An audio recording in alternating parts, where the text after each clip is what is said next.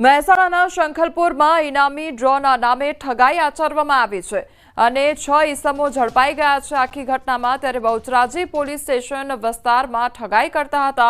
ઇનામની draw કૂપનથી લોભામણી જાહેરાતો કરવામાં આવતી હતી। લોકો સાથે છેતરપિંડી કરતા ઇસમોને બહુચરાજી પોલીસે પકડી પાડ્યા હતા। શંખલપુર ગામમાં હર હર મહાદેવ એન્ટરપ્રાઇઝ નામની કૂપન આપતા અને ધમાકા ઓફરવાળી ઇનામની ડ્રો સ્ક્રેપ કૂપન લઈને આવેલ 6 ઇસમો સામે કાયદેસરની કાર્યવાહી કરવામાં આવી। ત્યારે આરોપીઓ લોકોને લોભામણી લાલચ આપીને અને સ્ક્રેચ કરવાના બહાને તેમની સાથે ઠગાઈ કરતા હતા। પોલીસે આરોપીઓ પાસેથી એક બલેનો ગાડી તેમજ 7,700 રોકડા અને 60 નંગ ઇનામી ડ્રો કૂપન જપ્ત કરી છે।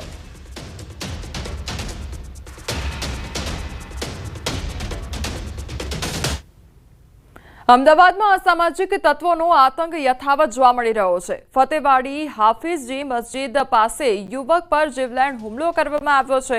વિડીયો સોશિયલ મીડિયામાં વાયરલ થયો છે।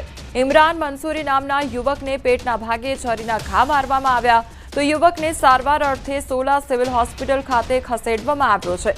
હાલ ઇજાગ્રસ્ત યુવકની હાલત ગંભીર છે। આરોપીઓ ઝઘડાના મામલાને લઈ સમાધાન માટે આવ્યા હતા। સમાધાનના નામે બોલાવી યુવક પર હુમલો કરવામાં આવ્યો હતો। આરોપીઓએ સોશિયલ મીડિયામાં ધમકી આપતો વિડીયો પણ ફરતો કર્યો હતો।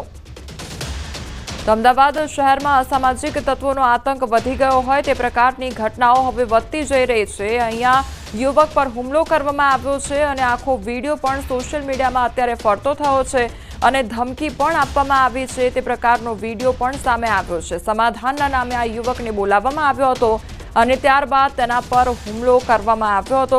પહેલા ઝઘડો થયો હતો અને તે જ ઝઘડાના સમાધાન માટે આ યુવકને બોલાવવામાં આવ્યો અને ત્યારબાદ યુવક પર જીવલેણ હુમલો કરવામાં આવ્યો છે। ફતેવાડી વિસ્તારની આ ઘટના કે જ્યાં યુવક પર જીવલેણ હુમલો કરવામાં આવ્યો, પેટના ભાગે છરીના ઘા ઝીકી દેવામાં આવ્યા અને ત્યારબાદ યુવકને સારવાર અર્થે હોસ્પિટલ ખસેડવામાં આવ્યો છે। પરંતુ હાલ આ ઇજાગ્રસ્ત યુવકની હાલત ખૂબ જ ગંભીર જોવા મળી રહી છે। બીજી તરફ આજે આખો વિડીયો છે હુમલાની ઘટના જે સર્જાઈ તેનો વિડીયો પણ સોશિયલ મીડિયામાં વાયરલ થઈ રહ્યો છે।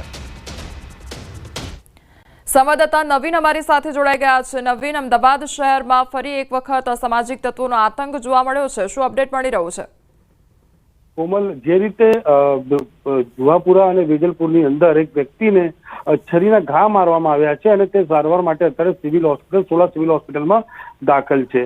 મહત્વની વાત એ છે કે જે આરોપીઓ છે તે લોકો જે ઘટનાને અંજામ આપ્યા બાદ બિંદાસ વિડીયો બનાવે છે જેમાં વિભસ્ત ગાળો જે છે તે બોલવામાં આવી રહ્યા છે અને તે વિડીયોને તે વાયરલ પણ કરી રહ્યા છે અને જેના આધારે વિડીયો જે છે તે સોશિયલ મીડિયામાં હાલ વાયરલ થયું છે।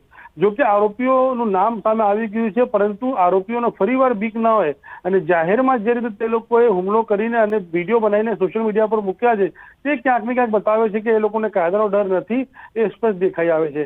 જો કે અત્યારે પોલીસે માત્ર ફરિયાદ લઈ અને આરોપીને પકડવાની વાત તો કરી રહી છે પરંતુ આવા લોકો સામે ફરિયાદ દાખલ કરી અને હજી ધરપકડ નથી કરી અને સૌથી મોટી વાત છે કે તે લોકો જે રીતે સોશિયલ મીડિયામાં વિડીયો પણ નાખી રહ્યા છે તે સૌથી મોટો સવાલ અહીંયા ઉભો કરી રહ્યો છે। કોમલ જી નવીન, સમગ્ર માહિતી બદલ આપનો આભાર।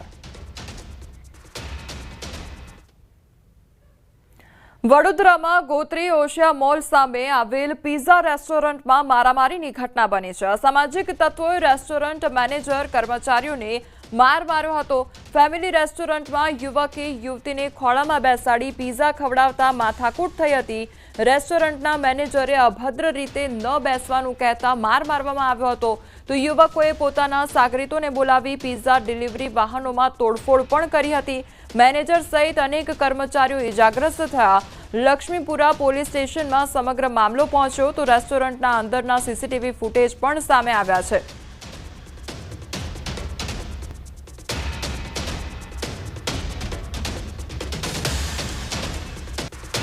તો વડોદરાનો આ સમગ્ર મામલો સામે આવ્યો છે કે જ્યાં પિઝા રેસ્ટોરન્ટમાં મારામારી કરવામાં આવી તે અંગેની ઘટના સામે આવી છે। હવે વધુ તપાસ પણ એ મામલે કરવામાં આવી રહી છે। એક તરફ એ સીસીટીવી ફૂટેજ પણ સામે આવ્યા છે કે જ્યાં યુવક દ્વારા જે યુવતી છે તેને ખોળામાં બેસાડીને પિઝા ખવડાવવામાં આવી રહ્યા હતા અને તે દરમિયાન ત્યાં રેસ્ટોરન્ટના જે મેનેજર છે તેમના દ્વારા તેને વાત કરવામાં આવી હતી। આખો મામલો ઉશ્કેરાયો અને ત્યારબાદ મારામારી થઈ હતી।